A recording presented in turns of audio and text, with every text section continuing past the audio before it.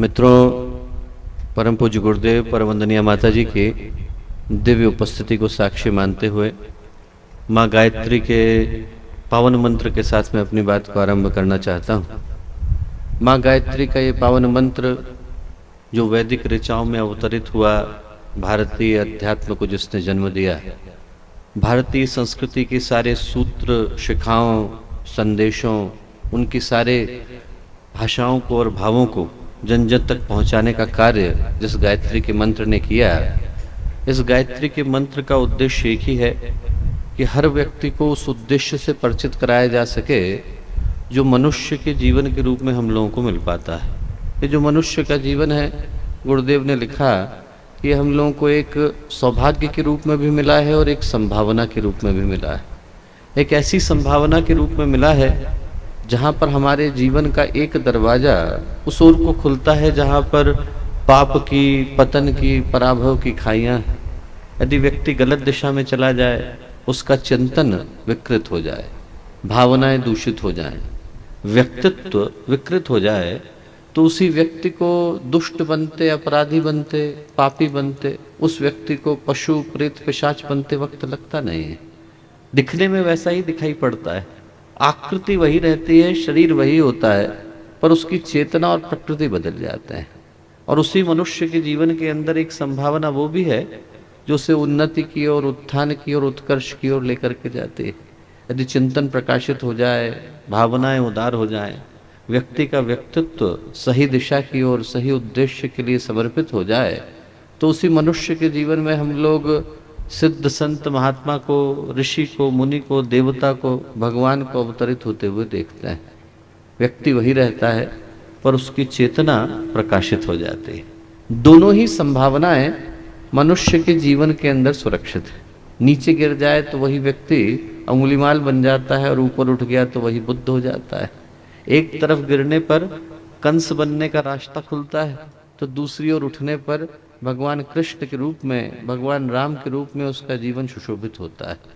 और इन दोनों संभावनाओं में सिर्फ अंतर इस बात का है कि वो व्यक्ति अपने जीवन के साथ न्याय कर पाता है, इंसाफ कर पाता है, जिसको ये स्मरण रहता है कि मनुष्य का जीवन मिला किस उद्देश्य के लिए है। आज जब हम लोग माँ गायत्री के इस पावन मंत्र को बोलें तो स्थिर चित्त के साथ, शांत मन के साथ अपने अपने अंतःकरण में उतरकर अपने आप से इस बात को याद करने का प्रयत्न करें कि जब मनुष्य का जीवन हम लोगों को मिल रहा था तो क्या संभावना ऊपर वाले ने हमें सौंपी थी। हमें याद हो न हो, पर जब हम लोग धरती पर आने वाले थे तो भगवान ने हम में से हर व्यक्ति को बुलाया था और बुलाने के बाद हर व्यक्ति के साथ 1 to 1 की बातचीत करी थी। और क्या कहा था?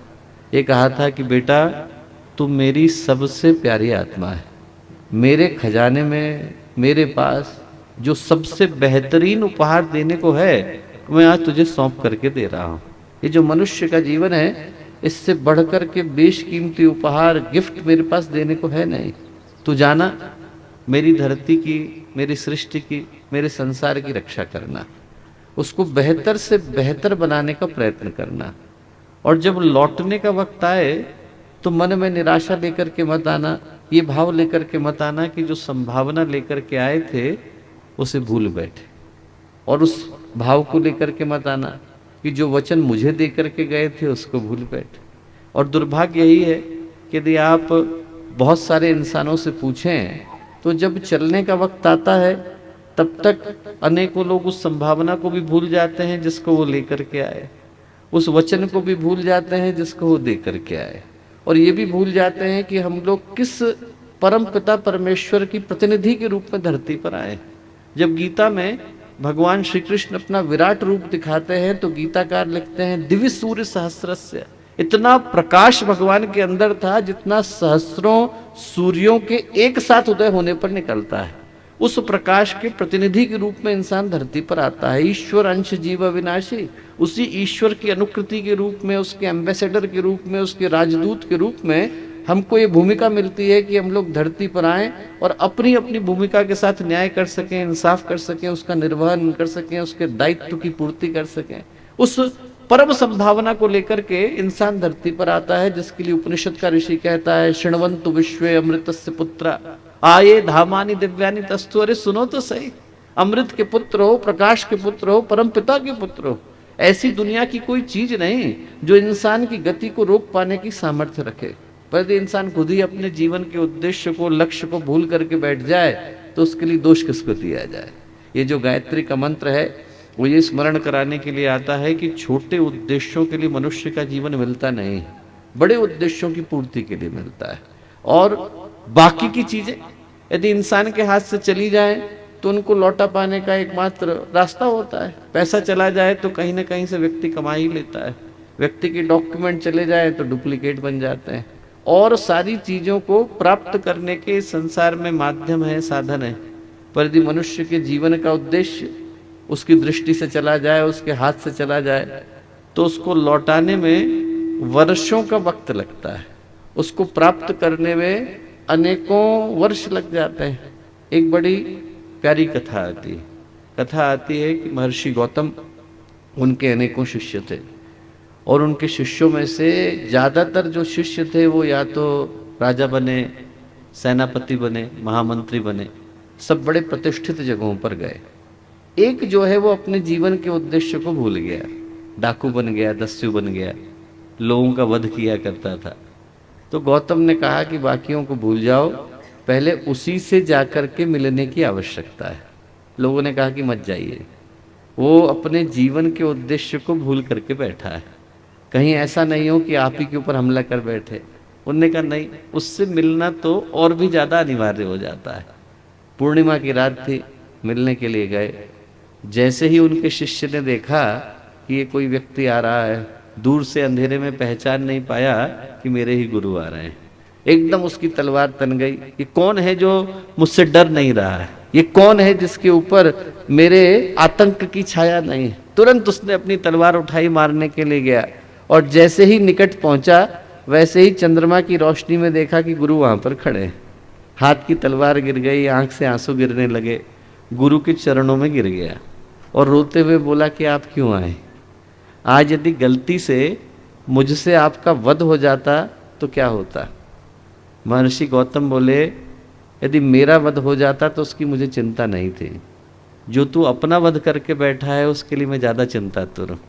जो तू अपने जीवन के उद्देश्य को भुला करके बैठा है उसका स्मरण कराने के लिए मैं यहाँ आया हूँ।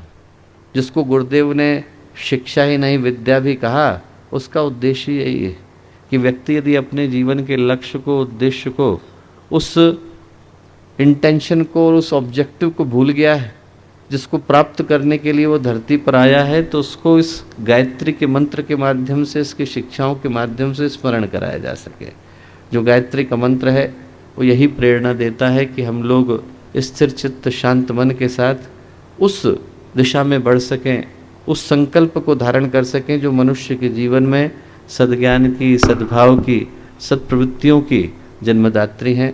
एक बार शांत मन के साथ माँ गायत्री का ये पावन मंत्र साथ साथ ओम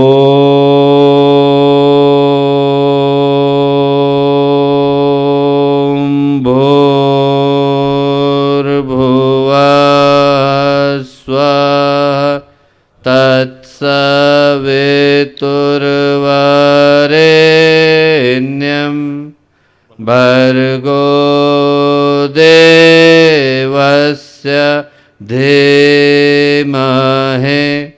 धियो यो नः प्रचोदयात्। परम पूज्य गुरुदेव, परम वंदनीय माता जी के दिव्य संरक्षण में आज का ये अत्यंत ही सौभाग्यशाली दिन, भगवान महाकाल की भूमि, माँ नर्मदा का ये पवित्र क्षेत्र, वो स्थान जहाँ पर कभी भगवान को स्वयं शिक्षा ग्रहण करने के लिए आना पड़ा, उज्जैनी की सांदीपनि ऋषि की ये भूमि, उस पवित्र भूमि पर आज एक बड़े ही महत्वपूर्ण उद्देश्य को ध्यान में रखकर ये जो प्रांतीय शिक्षा आंदोलन है, प्रांतीय विद्या आंदोलन है, जिसकी नींव परम पूज्य गुरुदेव ने आज से 50 वर्ष पहले एक बड़े ही महत्वपूर्ण संकल्प के साथ रखी, उस आंदोलन को सशक्तिकरण देने के लिए आज जब हम लोग यहाँ मध्य प्रदेश की पावन भूमि पर एकत्रित हैं, उपस्थित हैं, मित्रों, आज एक बड़े ही महत्वपूर्ण उद्देश्य को लेकर इस कार्यशाला का हिस्सा बन पाने का सौभाग्य हम लोगों को मिला है। और जिस कार्यशाला में आज हम लोग एकत्रित हैं, वहाँ पर न केवल हम लोग कुछ नए सूत्रों को, संदेशों को लेकर के जाने के लिए एकत्रित हैं, बल्कि कुछ नए संकल्पों को लेकर के जाने के लिए भी एकत्रित हैं। क्योंकि ये जो दिन है वो एक बड़े ही सौभाग्य की बेला को लेकर के आया है। और जीवन में ऐसे अवसर आते हैं जो हमारे जीवन में एक नई क्रांति की धारा को जन्म दे करके जाते हैं, पर उसके लिए उन क्षणों के मूल्य को, महत्व को, अर्थ को, मर्म को समझना अनिवार्य हो जाता है।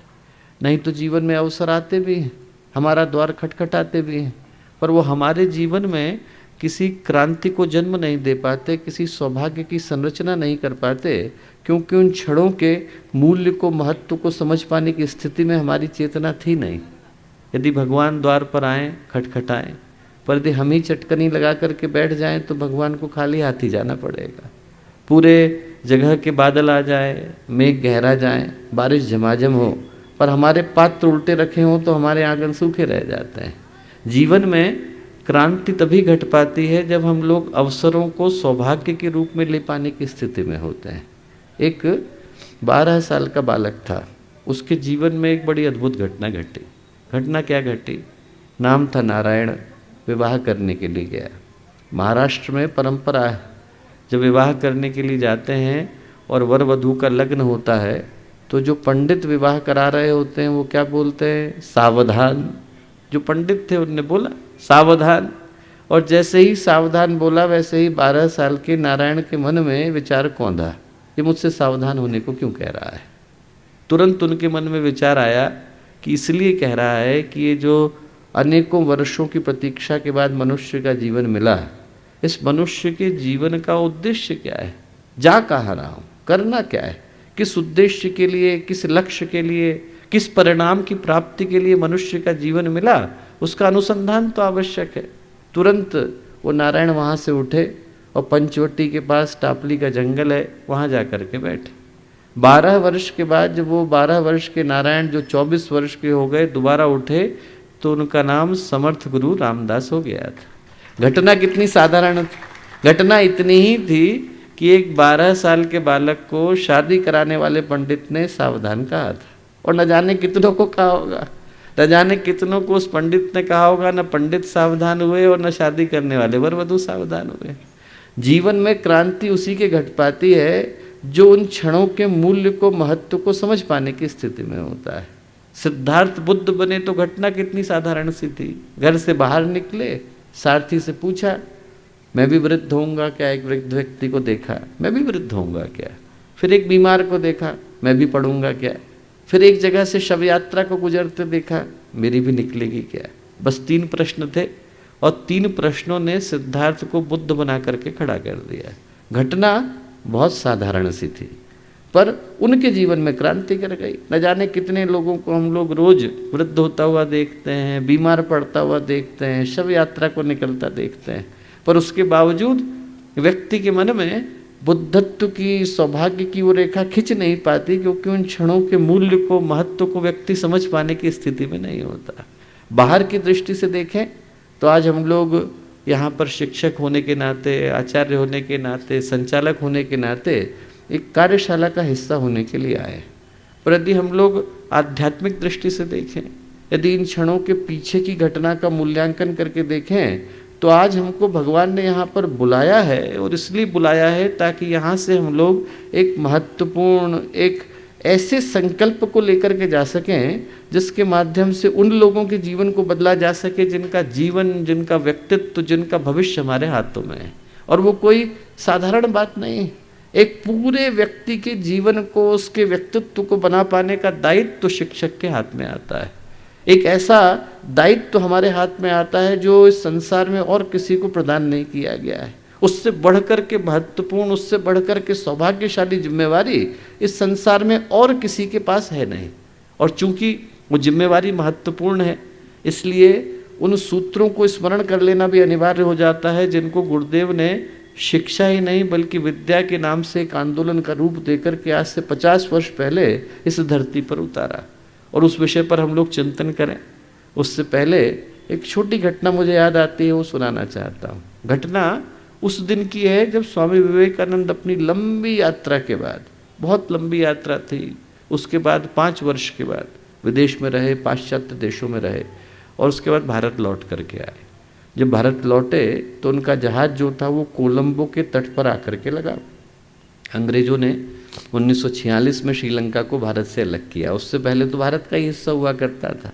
बहुत सारे लोगों को ये बात पता नहीं होगी, हम लोग एक ही विभाजन को जानते हैं, भारत और पाकिस्तान, पर बहुत कम लोगों को पता है कि 1880 से लेकर के 1950 के मध्य में भारत के एक नहीं 14 टुकड़े किए गए, अलग अलग देश बांट दिए गए, इस आशा के साथ बांट दिए गए कि देश कभी उबर नहीं पाए। अंग्रेजों ने आज़ादी तो दी, पर देने के साथ साथ और क्या किया, ये कहा कि आज ही की तारीख से यहाँ पर जितनी 462 रियासतें हैं वो सारी की सारी भी आज़ाद होती है। इस भाव के साथ छोड़ करके गए थे कि जो देश है वो सिविल अनरेस्ट का शिकार हो जाए, यहाँ पर गृह युद्ध छिड़ जाए, आपस में बट कर बिखर कर ये देश टुकड़े टुकड़े हो जाए। पर ऊपर वाले को कुछ और मंजूर था। भारत न केवल सुरक्षित रहा बल्कि एक ऐसे भविष्य की ओर बढ़ रहा है जहाँ पर आज नहीं तो आने वाले 50 वर्षों में हम उन देशों को शिक्षा दे पाने की स्थिति में होंगे जिनने कभी भारत को दबाने का कार्य किया था।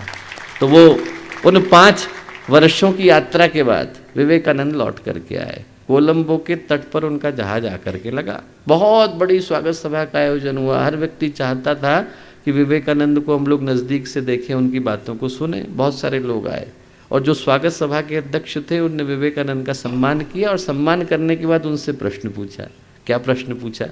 उन्होंने कहा कि स्वामी जी एक बात बताइए, इतने दिनों तक आप भारत की भूमि से दूर रहे तो आपकी उपस्थिति का लाभ वहाँ के लोगों को मिला। वेद, योग सूत्र, उपनिषद, वेदांत, सांख्य, वो सारी धाराएं जिनसे वो अपरिचित थे उनके विषय में वो जान पाए। आपको क्या लाभ हुआ? सन्यासी को तो समुद्र पर्यंत रहना नहीं चाहिए, तो इतने दिनों तक आप भारत की भूमि से दूर रहे तो आपको क्या लाभ हुआ? आपको तो भारत छोड़ना पड़ा। और स्वामी विवेकानंद ने इसका बड़ा प्यारा उत्तर दिया। उनने कहा मैं इतने दिनों तक भारत की भूमि से दूर रहा हूँ तो उसका सबसे बड़ा लाभ मुझे ये हुआ कि पहले जिन बातों को मैं भावना के आवेश में आकर के सत्य मानता था, अब उनको प्रमाण पूर्वक सत्य मानता हूँ। पहले लोग कहते थे कि ये जो भारत की भूमि है, देवभूमि है, ऋषि भूमि है, अवतारों की भूमि है, सब बोलते थे, मैं भी बोलता था, पर मेरा अपना कोई अनुभव उस विषय में नहीं था। बोले इतने दिनों तक मैं भारत की भूमि से दूर रहा हूँ तो अब इस बात को पूरे विश्वास के साथ कह सकता हूँ कि पूरे विश्व में यदि कोई एक देश ऐसा है जहाँ पर दया का, त्याग का, करुणा का, मानवता का, आध्यात्मिक उत्कर्ष का, आध्यात्मिक संभावनाओं का सर्वाधिक विकास हुआ है तो वो देश भारत का देश। और बोले यदि पूरे विश्व में कोई एक देश ऐसा है जहाँ पर हर उस आत्मा को जो ईश्वर को पाने का प्रयत्न कर रही है उसको जन्म लेने के लिए बाध्य होना पड़ेगा और हुए बिना उसका कल्याण संभव नहीं, तो वो देश भारत का देश। और आज नहीं तो कल वो बोले इस भारत के देश से ज्ञान की वो धाराएं फिर से बहेंगी जो पूरे विश्व को अपने प्रकाश से आलोकित करेंगी, आंदोलित करेंगी, उद्वेलित करेंगी। और उस दृष्टि से सोच के देखें तो जो आज का समय है वो हम लोगों को एक ही भाव देने के लिए आया। ये भाव देने के लिए आया कि वो भारतीय संस्कृति, वो भारतीय चिंतन, वो भारतीय विरासत जो भारत की शिक्षा पद्धति की रीढ़ हुआ करती थी, उसकी नींव हुआ करती थी, उसकी आधारशिला हुआ करती थी, उसको हम लोग अपनी शिक्षा पद्धति के अंदर किस तरह से समाविष्ट कर सकते हैं। गुरुदेव ने वर्षों पहले एक बड़ा अद्भुत चिंतन दिया था। चिंतन ये दिया कि शिक्षा पद्धति के अंदर किस चीज़ को लाने की आवश्यकता है। उन्होंने कहा आज की जो शिक्षा पद्धति है वो एक ही जगह पर फोकस हो गई। किस जगह पर? हम विद्यार्थी को अच्छा पैसा कमाने वाला कैसे बना सकते हैं, इसके अलावा नहीं। हमारे लिए वो पैकेज बन गया जिस तरह से, इसीलिए क्या है, एजुकेशन इंडस्ट्री बन गई और आज की तारीख में जो विद्यार्थी वो प्रोडक्ट के रूप में तोले जाते हैं। आप जिस तरह से कमोडिटीज़ को तोलते हैं, नमक है, चीनी है, वैसे आप विद्यार्थी को तोलते हैं। आज की तारीख में विद्यार्थी हमारे लिए व्यक्तित्व तो नहीं रह गया है बल्कि एक प्रोडक्ट और एक पैकेज में बदल गया है। एक समय ये था कि भारत की भूमि पर 363 ऋषि थे, और उसके बावजूद गुरुकुल 2 ही ने खोला था, वशिष्ठ ने और विश्वामित्र ने। क्यों? क्योंकि शिक्षा उनके लिए छोड़ी जाती थी जो अपने आचरण से दूसरों को सिखा सकें। जो शब्द आचार्य है वो आचरण से निकल करके आया, जिसके आचरण में है वो दूसरे को सिखाए, नहीं तो नहीं सिखाए। आज की तारीख में उल्टा हो गया। पहले की तारीख में क्या था? आपके पास पैसे हैं तो आप कारोबार करिए, बिजनेस करिए, शिक्षा के क्षेत्र में मत आइए। ये उनके लिए छोड़ दीजिए जिनके व्यक्तित्व में दूसरों को सिखाने के लिए है। आज की तारीख में पैसे होते हैं तो व्यक्ति सबसे पहले यूनिवर्सिटी खोलता है। क्यों? क्योंकि हमारे लिए एजुकेशन इंडस्ट्री हो गई और विद्यार्थी को हमने प्रोडक्ट में बदल दिया। गुरुदेव ने कहा कि उस सोच को बदलने की आवश्यकता है। हमारे यहाँ भारत में हम लोग 2 शब्दों का प्रयोग करते हैं, एक को बोलते हैं जायदाद और एक को बोलते हैं विरासत। जायदाद क्या है? जायदाद वो है जिसको आप एक हाथ में रख दो, दूसरे हाथ में रख दो, फर्क नहीं पड़ेगा। जेवर है, मकान है, पैसा है, गहने, क्या है? जायदाद है। शर्मा जी के जाने के बाद शर्मा जी का मकान आत्महत्या नहीं कर लेता कि उनके बगैर रह नहीं पाऊंगा। उसमें आप उनके साले को ला के रख दो, उसमें आप उनके बच्चे को रख दो, उसमें उनके शत्रु को रख दो, बैंक को दे दो, मकान पर कोई प्रभाव नहीं पड़ता। जायदाद आज तक किसी की हुई नहीं और किसी की होने वाली नहीं है। इससे ज़्यादा विश्वासघातिनी इस संसार में और कोई है नहीं।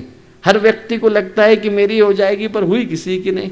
ये जो ज़मीन है जिस पर हम लोग खड़े हैं, इसी पर दावे करने वाले न जाने कितने आए कितने चले गए। असुरों को लगा उनकी है, अंग्रेजों को लगा उनकी है, दुर्योधन को लगा उनकी है, सिकंदर को लगा उनकी है, सबके सब चले गए, जमीन वहीं की वही।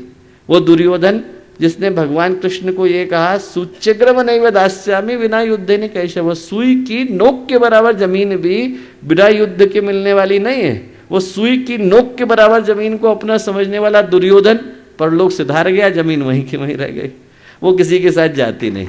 व्यक्ति जो है उन चीज़ों को पाने का प्रयत्न करता दिखाई पड़ता है जो आज तक किसी के साथ गई नहीं। जो जाता है उसका नाम है शुभ कर्म, उसका नाम है शुभ संस्कार, उसका नाम है शुभ व्यक्तित्व। पैसा तो सड़क पर पड़ा हुआ मिल जाता है। हमारे हाथ में कोई पिस्तौल दे दे और मैं जाकर के किसी कनपट्टी पर रख दूं तो भी पैसा मिल ही जाएगा। अपराध करने से मिल जाता है, लॉटरी खुलने से मिल जाता है, जमीन पर पड़ा मिल जाता है, चोरी करने से मिल जाता है, पर व्यक्तित्व सड़क पर पड़ा हुआ नहीं मिलता। व्यक्तित्व अर्जित करना पड़ता है। जो भारत की भूमि है इसने गंभीर चिंतन दिया कि शिक्षा का आधार एक ही है कि व्यक्ति के व्यक्तित्व को तो पहले मजबूत किया जाए। पहलवान है व्यक्ति तो चीथड़ों में भी अच्छा ही नजर आता है, पर यदि व्यक्ति के पास कुछ नहीं है और आप उसके ऊपर सब ला करके लाद दीजिए तो उसके अंदर की जो अशांति है, उसके अंदर का जो अभाव है, वो सब कुछ पाने के बावजूद उसके मन में अतृप्ति को ही जन्म देंगे। कुबेर का खजाना भी आप ला करके दे दें तो उसको ये समझ में आएगा कि मुझे क्या नहीं मिला है। सब कुछ पा लेने के बावजूद आदमी को ये समझ में आता है कि क्या नहीं मिला, मेरा मन कहाँ पर रह गया, कहाँ पर मैं खाली रह गया। वो एक कहानी आती है बहुत प्यारी कि एक फकीर थे, उनको कहीं पर सोने का एक सिक्का पड़ा हुआ मिल गया। गुरु के पास गए कि हमारा तो किसी मतलब का है नहीं, क्या करें। उनके गुरु बोले कि ऐसा कर, जो तुझे सबसे गरीब आदमी दिखाई पड़े उसे जा करके देना। कैसे मिलेगा? बोले अरे तुझे पता चल जाएगा। बोले ठीक। बहुत दिनों तक ढूंढते रहे कौन गरीब है, अनेकों लोगों से मिलते और जिससे मिलते उनसे उनको ऐसा लगता है कि इसके पास थोड़ा कुछ तो है ही, कुछ न कुछ तो इसके पास है ही। एक दिन भटकते भटकते एक राज्य में पहुँचे। वहाँ पर उन्होंने देखा कि 1000 हाथियों का काफिला जा रहा है।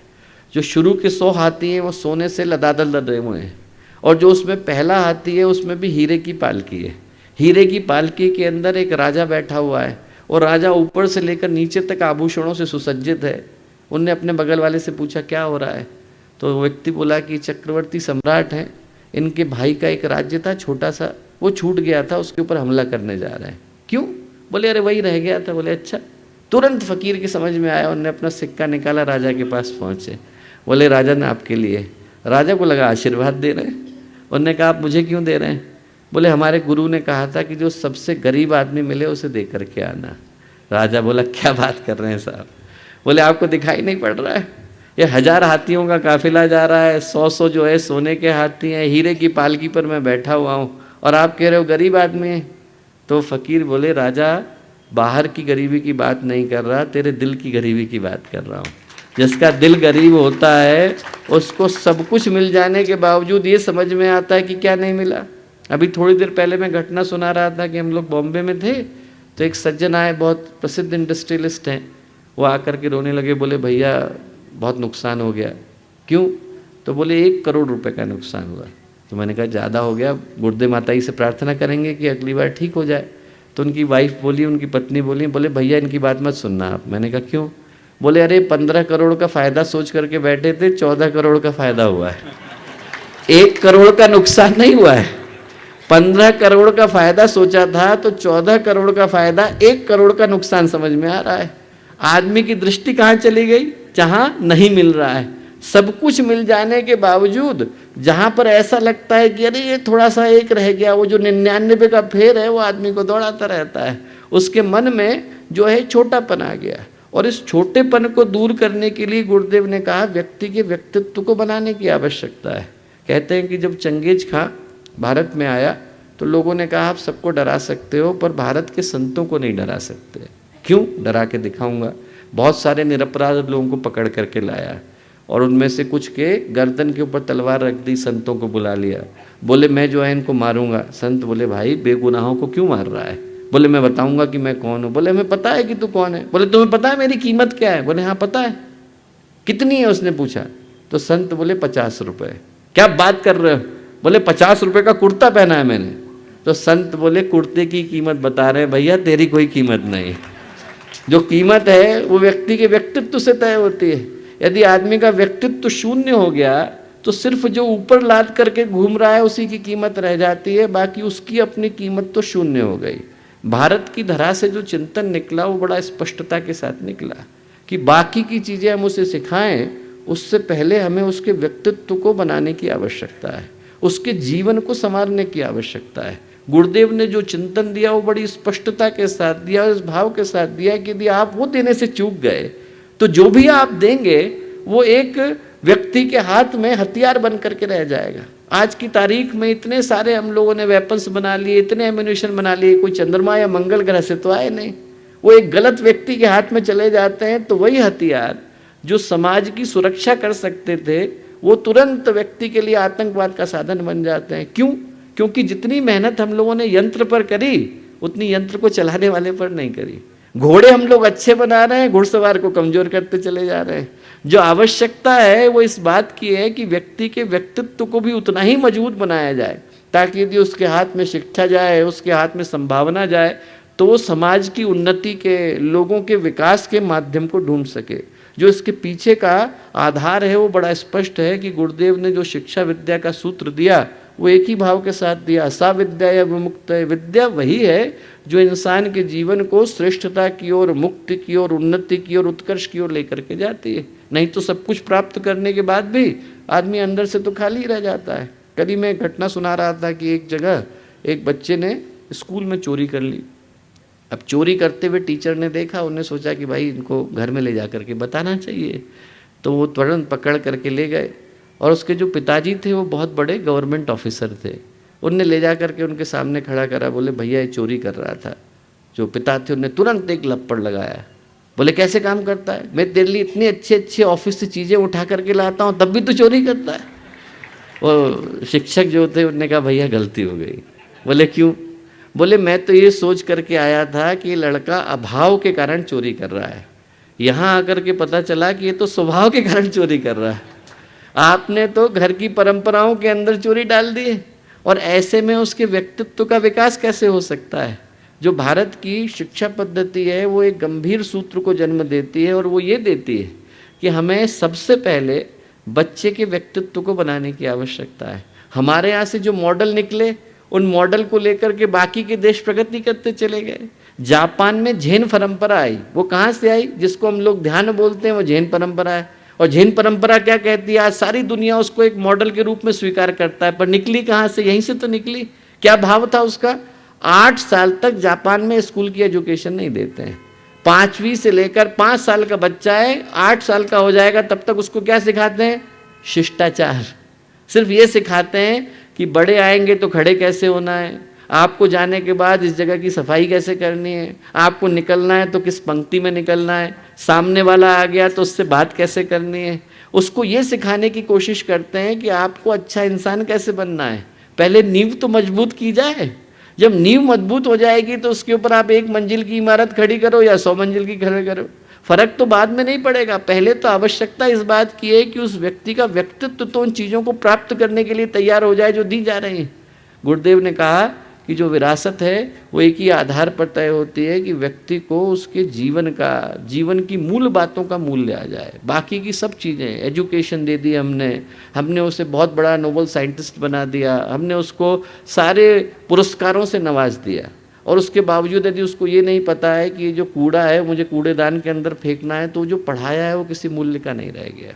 लोग IIT से डिग्री लेकर के निकलते हैं पर ये नहीं पता कि बल्ब कैसे बदला जाता है, तो उसका क्या फ़ायदा। वो सारी चीज़ों को प्राप्त करने के बाद यदि हमें जीवन की बेसिक समझ नहीं है तो जो भी हमने प्राप्त किया वो अधूरा ही रह जाता है, अपूर्ण रह जाता है, एकांगी रह जाता है।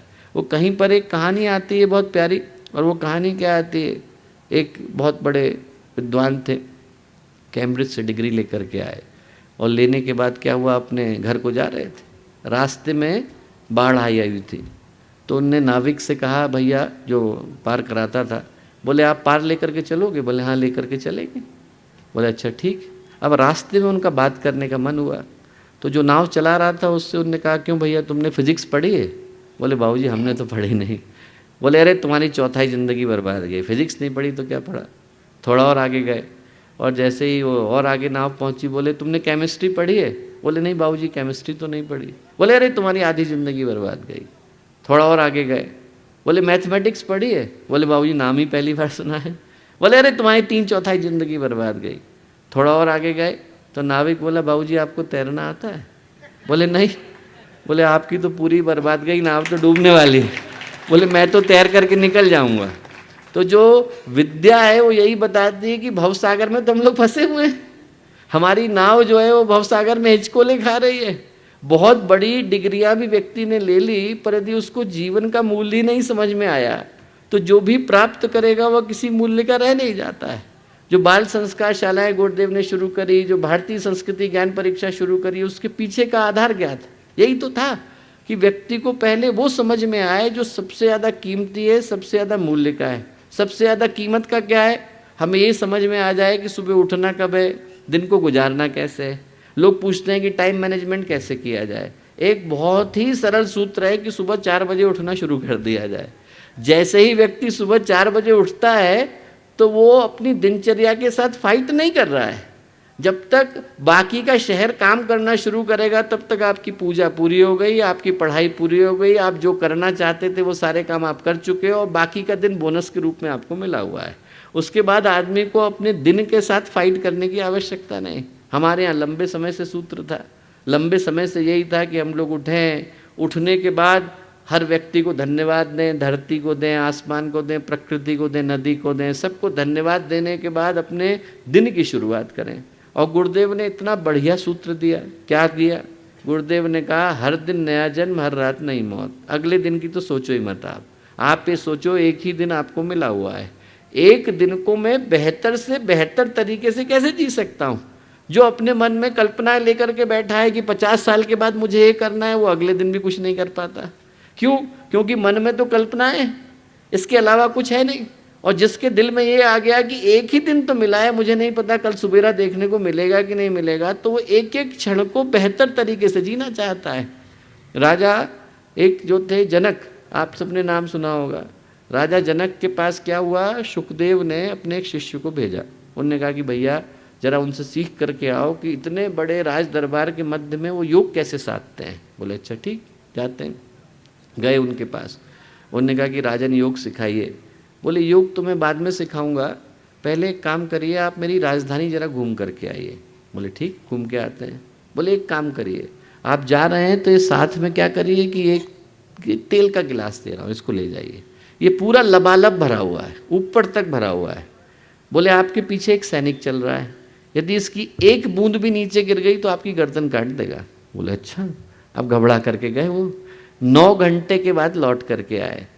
राजा जनक ने पूछा उनसे, भैया हमारी राजधानी में आपने क्या क्या देखा? बोले कुछ नहीं देखा साहब, पूरे टाइम तो गिलास को देख रहा था मैं। तो राजा जनक बोले, भैया उसी तरह से मैं योग को साधता हूँ।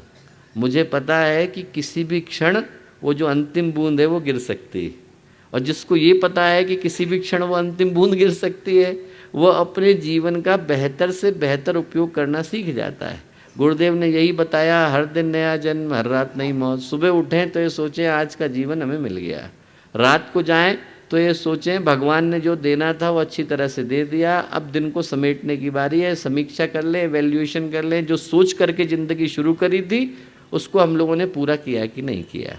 जो विद्या है उसका आधार गुरुदेव ने एक ही दिया कि व्यक्ति का व्यक्तित्व बने, व्यक्ति अपनी दिनचर्या को बनाना सीखे, व्यक्ति अपने रिश्तों को बनाना सीखे। मैं कल ही कहानी सुना रहा था कि एक लंदन में था मैं, तो एक व्यक्ति को देखा, उसका क्या 27 साल की उम्र थी और 27 साल की उम्र में वो कोकेन बड़ी बुरी तरह से लेने लग गया।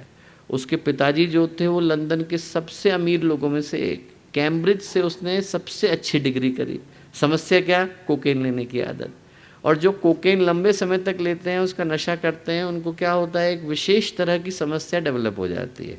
उसमें क्या है, उनको छोटे छोटे लोग अपने शरीर पर चलते हुए दिखाई पड़ते हैं। हम लोग अंग्रेजी में बोलते हैं लिलीपुशियन हेलुसिनेशन। जो गुलिवर एंड लिलीपुट की कहानी है, आप लोग तो सभी शिक्षक हैं, तो जो लिलीपुट की कहानी है जिसमें छोटे छोटे इंसान दिखाई पड़ते थे उसको, वैसे ही उसको दिखाई पड़ते थे। ऊपर से डायबिटीज़ हो गई थी, तो इंसुलिन की सिरिंज लेकर अपने शरीर में छेद करता रहता था, इधर से निकाले उधर से निकाले। जिस रात को देखा, उस रात को उसके शरीर में 27 छेद थे, आप हड्डी देख सकते थे। बड़ी बुरी स्थिति थी। एक तरफ तो लंदन के सबसे अमीर व्यक्ति का लड़का, एक तरफ तो कैम्ब्रिज विश्वविद्यालय से सबसे अच्छी डिग्री लेके आया, दूसरी तरफ शरीर की हालत, मन की हालत। इतनी बुरी स्थिति थी। 3 महीने लगे हमें उसके शरीर को ठीक करने के लिए। एक एक चीज़ को हम लोग बेहतर करते, कोशिश करते, और हर रात को वो लड़ता। जब भी उसको ड्रिप चढ़ाते तो लड़ाई होती, गुस्सा बहुत रहता था। तो एक दिन उससे मैंने पूछा कि क्यों भैया आप इतना गुस्सा क्यों? बोले गुस्सा मैं आप लोगों से नहीं हूँ, आप लोग अपने पे मत लेना, मैं गुस्सा अपने पिता से हूँ। क्यों? बोले आप सोच के देखो कि एक सामान्य व्यक्ति अपनी ज़िंदगी में क्या करना चाहता है। अच्छी एजुकेशन लेता है ताकि उसको अच्छी जॉब मिले, अच्छी जॉब मिले ताकि अच्छी जगह पर शादी हो, शादी हो ताकि अच्छा घर मिले, सेटल हो जाए। बोले मैं 18 साल का था, 3 फरारी गिफ्ट में मिल गई, 20 साल का हुआ हेलीकॉप्टर गिफ्ट में मिल गया। ज़िंदगी में ऊपर जाने को तो था नहीं, नीचे गिरने को पर्याप्त था। मैंने कहा पर उसके लिए आपके पिता हो सकता है रिस्पॉन्सिबल हो सकता है ना।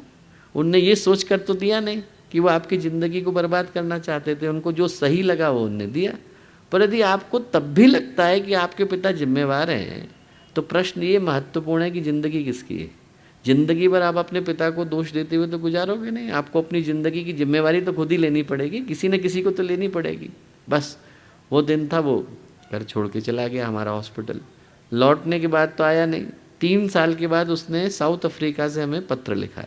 क्या पत्र लिखा? बोले उस दिन आपने वो बात कही तो दिल में बड़ी गहरी लग गई। बोले मैं बहुत जगह गया और बहुत जगह जाने के बाद एक दिन भटकता भटकता भारत पहुंचा। भारत में बस्तर गया। बस्तर में एक जगह से गुजर रहा था तो उसने देखा कि वहाँ पर एक किसान है और उन किसान के पास खाने को नहीं, पीने को नहीं, और 4-4 बच्चे, बड़ा सा परिवार, पर इतने खुश। बोले आज तक मैंने इतने खुश लोग नहीं देखे थे। खाना खा रहे थे रूखा सूखा, उसमें उनने हमें भी बुला लिया, बोले आप भी खा लो हमारे साथ। तो उसने अपने इंटरप्रेटर से पूछा, अनुवादक से पूछा कि ज़रा इनसे ये तो पूछो कि इनके पास तो कुछ नहीं है, फिर इतना खुश कैसे है। तो उल्टा किसान ने उनसे कहा अनुवादक से कि इनसे किसने कह दिया कि मेरे पास कुछ नहीं है? बोले इनसे कहो कि मेरे पास परिवार है, हम लोग खुश हैं। बोले ये सुनना था कि मैंने अगली फ़्लाइट ली, लंदन गया और जा कर के मैंने अपने पिता को गले लगाया। बोले हम दोनों फूट फूट करके 4 घंटे रोए। एक ही छत के नीचे रहते थे पर अजनबियों की तरह से रहते थे।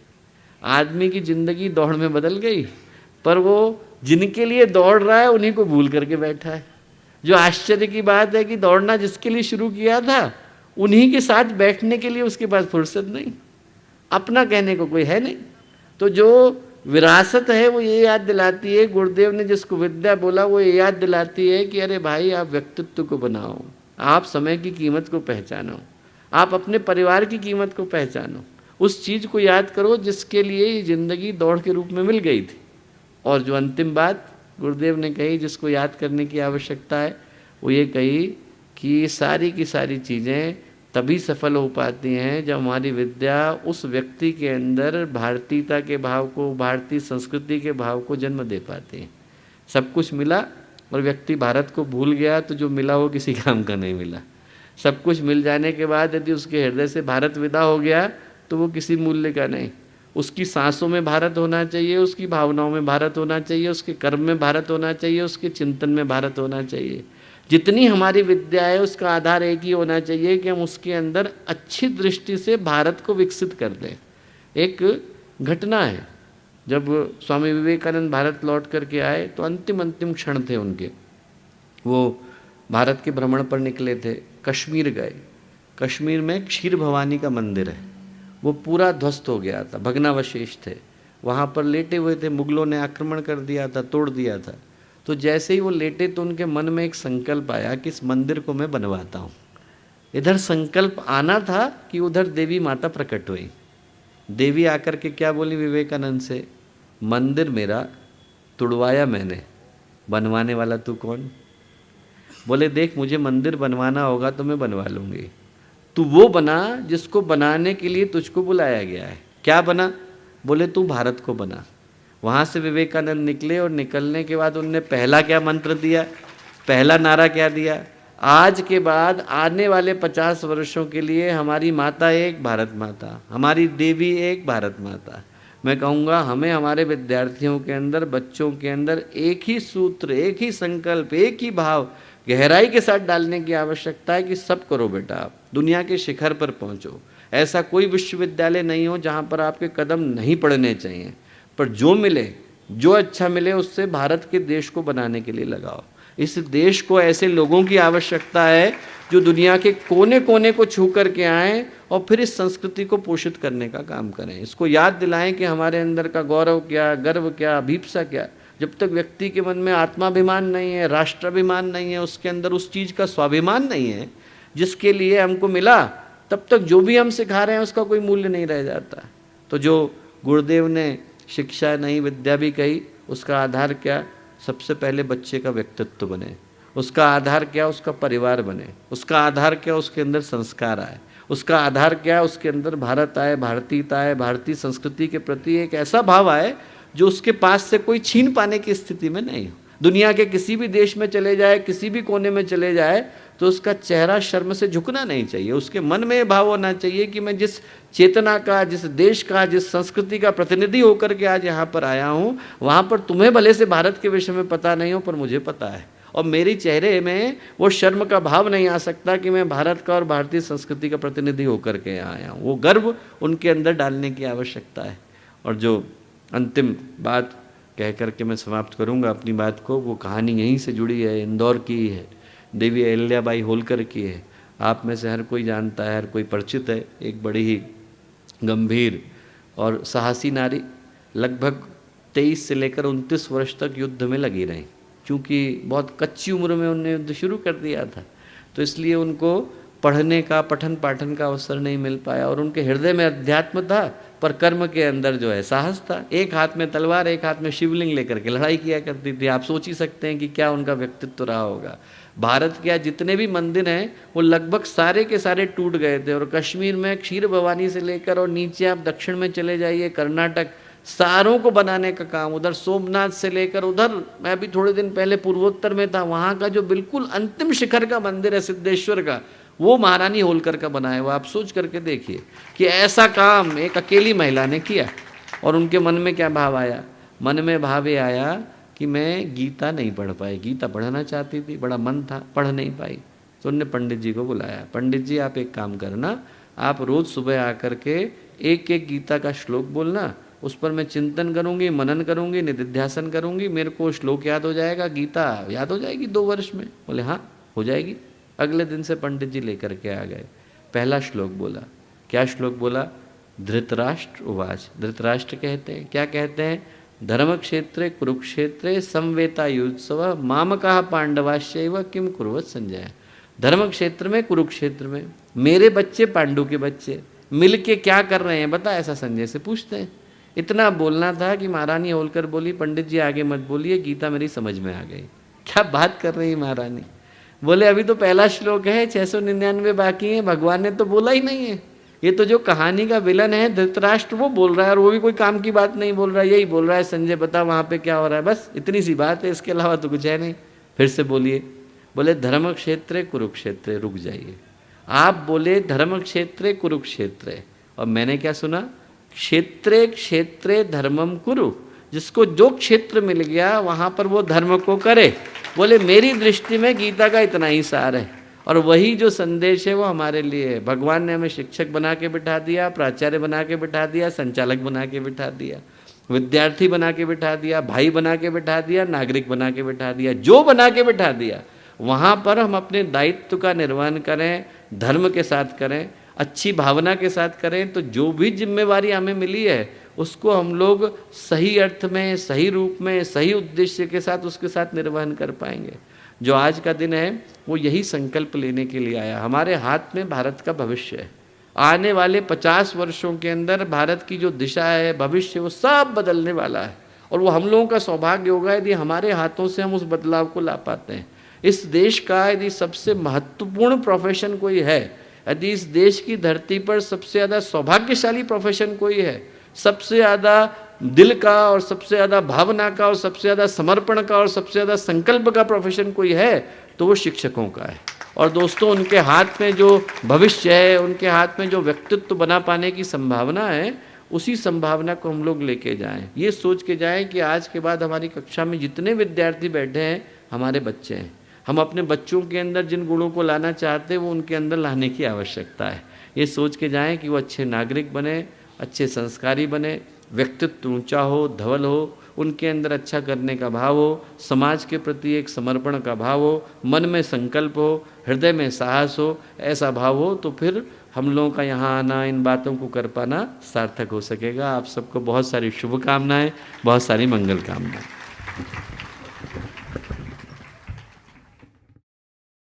हमारे YouTube चैनल शांति कुंज वीडियो गायत्री परिवार को सब्सक्राइब करें एवं बेल आइकन जरूर दबाएं ताकि गायत्री परिवार की विभिन्न गतिविधियों की जानकारी आपको मिलती रहे।